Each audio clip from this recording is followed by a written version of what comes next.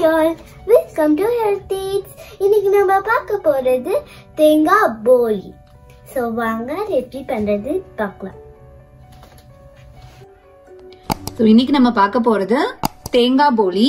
So அது வந்து ஹெல்த்தியா பண்றதுக்காக இன்னைக்கு மைதா மாவு சேர்க்காம வெறும் கோதுமை மாவுலயே தான் நம்ம போலி வந்து பண்ண போறோம். சோ அதுக்கு நான் வந்து 1 கப் கோதுமை மாவு எடுத்திருக்கேன்.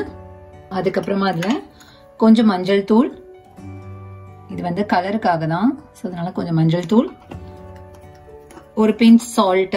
ஏன்னா நம்ம ஸ்வீட் பண்ணாலும் சால்ட் சேர்த்தாதான் அந்த ஸ்வீட்டை நல்லா எடுத்து கொடுக்கும். சோ அதுக்காக கொஞ்சம் சால்ட் சேர்த்துக்கலாம். அதுக்கப்புறமா இதுல 2 டீஸ்பூன் நல்லெண்ணெய். சோ நல்லெண்ணெய் சேர்த்தாதான் நல்லா வந்து சாஃப்டாவும் இருக்கும், போலி வந்து நல்லா டேஸ்டாவும் இருக்கும். சோ அதுக்காக இப்போதைக்கு நான் 2 டீஸ்பூன் வந்து நல்லெண்ணெய் சேர்க்கிறேன். சோ இதுக்கப்புறமா இதுல கொஞ்சம் கொஞ்சமா தண்ணி சேர்த்து நல்லா வந்து சாஃப்டா நம்ம மாவு பிசைக்கலாம்.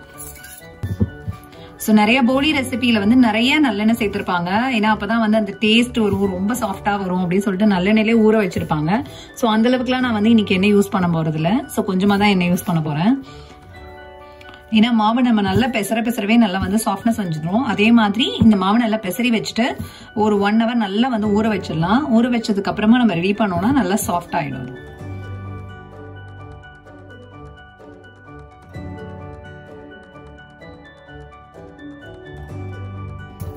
சோ இந்த மாதிரி நல்லா சாஃப்டா பெசரிட்டு திரும்ப ட்ரை ஆகாம இருக்கிறதுக்கு மேல அகைன் வந்து நான் ஒரு 2 டீஸ்பூன் நல்லெண்ணெய் ஊத்துறேன். சோ இது வந்து நல்லா மூடி வச்சுட்டு ஒரு 1 hour நல்லா வந்து ஊறட்டும். அந்த கேப்ல நம்ம தேங்காய் பூர்ணம் வந்து ரெடி பண்ணிடலாம். இப்போ நம்ம பருப்பு போலிக்கு தேவையான பூர்ணம் ரெடி பண்ணலாம். சோ ஃபர்ஸ்ட் அதுக்கு கடாய் போட்டு கடாய் நல்லா கொஞ்சம் சூடாகட்டும். இப்போ நம்ம இதுல நான் வந்து இன்னைக்கு 3/4 கப் தேங்காய் பூ ஆட் பண்ண போறேன். சோ அதனால வந்து நான் 1/2 கப்புக்கு 1 டேபிள் ஸ்பூன் அதிகமா வெல்லம் எடுத்திருக்கேன். சோ இந்த வெல்லத்தை போட்டு கொஞ்சமா இதுல தண்ணி சேர்த்தா போதும், கொஞ்சம் வெல்லம் கரையிறதுக்கு தான். நான் இன்னைக்கு சேர்த்திருக்க அளவு வந்து ஒரு 4 டேபிள் ஸ்பூன் அளவுக்கு தான் தண்ணி இருக்கும். சோ அவ்வளவு தண்ணி சேர்த்தாலே போதும். சோ நீங்க வெள்ளத்துல வந்து தூசி இருக்கும் அப்படின்னு நினைச்சீங்கன்னா இது நல்லா கொதி வந்தோடனே வடிகட்டிட்டு அதுக்கப்புறமா வந்து திரும்ப ஊத்தி கொதிக்க விடுங்க. சோ இந்த வெள்ளத்துல அவ்வளவா தூசி இருக்காது. சோ அதனால நான் டைரக்டாவே பண்றேன். சோ தேங்காய் போலியை விட எனக்கு பருப்பு போலி ரொம்ப பிடிக்கும். அப்படின்னா நம்ம ஆல்ரெடி வந்து பூர்ண கொழுக்கட்டை ஒண்ணு பண்ணிருப்போம். சோ அதுல பண்ண அதே வந்து ஸ்டஃபிங் தான். சோ அது ரெசிபியை பாருங்க. சோ அதை யூஸ் பண்ணி இதே மாதிரி நம்ம பருப்பு போலியும் ரெடி பண்ணிக்கலாம்.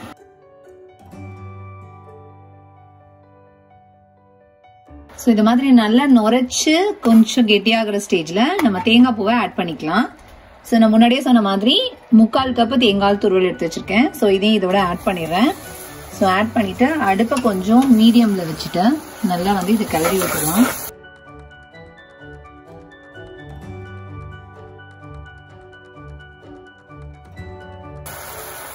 சோ இந்த ஸ்டேஜ்ல கொஞ்சமா ஒரு 1/2 டீஸ்பூனுக்கு ஏலக்காய் தூள். சோ இது வந்து நல்லா வந்து கெட்டியாகட்டும். கொஞ்சம் அந்த பாகு வந்து நல்லா கெட்டி ஆயிடுச்சுன்னா நமக்கு நல்லா பூர்ண மாதிரி வந்துடும். சோ அந்த ஸ்டேஜ் வரைக்கும் நம்ம கொஞ்சம் கிளறிட்டு இருக்கலாம். இந்த தேங்காய் போலியும் வந்து ஈஸியான ஒரு ரெசிபி தான். ஒன்லி திங் நம்ம மாவு மட்டும் பெசரி அது கொஞ்ச நேரம் ஊறணும். சோ இந்த பூர்ணம் வந்து ரொம்ப சீக்கிரம் ரெடி பண்ணிடலாம். சோ இந்த மாதிரி நல்லா சுருண்டு இது ரெடி ஆனதுக்கு அப்புறமா இறக்குறதுக்கு முன்னாடி இதுல ஒரே 1 டீஸ்பூன் நெய், நெய்யை ஊத்திட்டு நம்ம இதை இறக்கி நல்லா ஆற வச்சிடலாம். ஏன்னா போலி பண்றதுக்கு இது வந்து நல்லா ஆறி இருக்கணும். நல்லா கம்ப்ளீட்டா ஆற விட்டுருங்க. நல்லா கம்ப்ளீட்டா ஆறினதுக்கு அப்புறமா இப்ப இதை வந்து சின்ன சின்ன பாலா புடிச்சு வச்சுக்கலாம். சோ எந்த அளவுக்கு சப்பாத்தி மாவு போடுறோமோ அதுக்கு தகுந்த மாதிரி குட்டி குட்டி பால்ஸா புடிச்சு வச்சுக்கிட்டு அதுக்கப்புறமா நம்ம தேய்ச்சோம்னா சரியா இருக்கும். சோ நம்ம ஊற வச்சு 1 hour ஆயிடுச்சு. சோ இப்ப மாவு வந்து ரெடி ஆயிருக்கும். இப்ப நம்ம தேய்க்க ஆரம்பிக்கலாம். சோ இதுல இருந்து ஒரு குட்டி பால் எடுத்துட்டு நான் வந்து இந்த ரோலர் தான் யூஸ் பண்ண போறேன். சோ ட்ரெடிஷனலா போலிக்கு வந்து நம்ம வாழை இலை அதுல தான் தட்டுவோம், இல்ல பேக்கிங் ஷீட் அந்த மாதிரி போட்டு. சோ நான் வந்து ரோலர்லயே பண்ணா இன்னும் நல்லா வந்து தின்னா வரும் அப்படின்றதுக்காக ரோலர் யூஸ் பண்றேன்.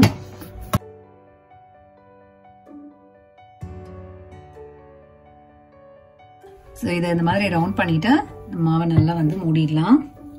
உள்ள பூர்ணம் வச்சுட்டு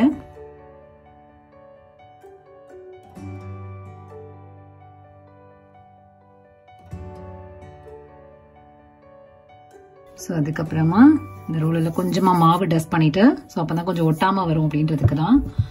மாவை கொஞ்சம் டஸ்ட் பண்ணிட்டு இப்போ நம்ம தேய்க்க ஆரம்பிக்கலாம்.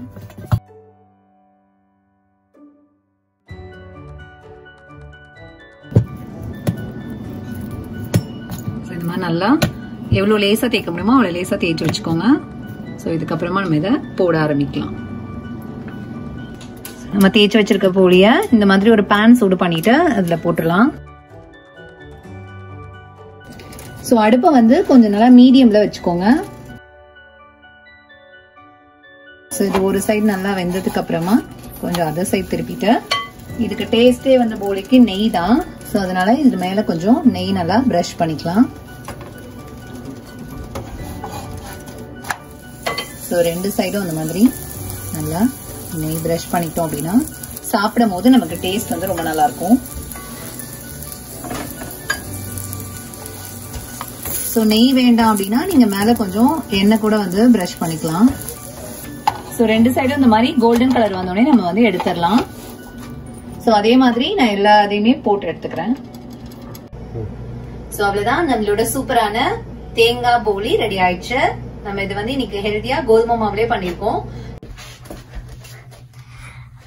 நம்மளோட தேங்காய் போலி ரெடி ஆயிடுச்சு. ஸோ நீங்களும் கண்டிப்பா இதை வீட்டில் ட்ரை பண்ணி பாருங்க, உங்களுக்கும் ரொம்ப பிடிக்கும். ஹெல்தியா சாப்பிடுங்க, ஹாப்பியா இருங்க. உங்களுக்கு இந்த வீடியோ பிடிச்சிருந்தா ஹெல்தி டிப்ஸ்க்கு லைக் பண்ணுங்க, கமெண்ட் பண்ணுங்க, ஷேர் பண்ணுங்க, சப்ஸ்கிரைப் பண்ணுங்க. பாய்.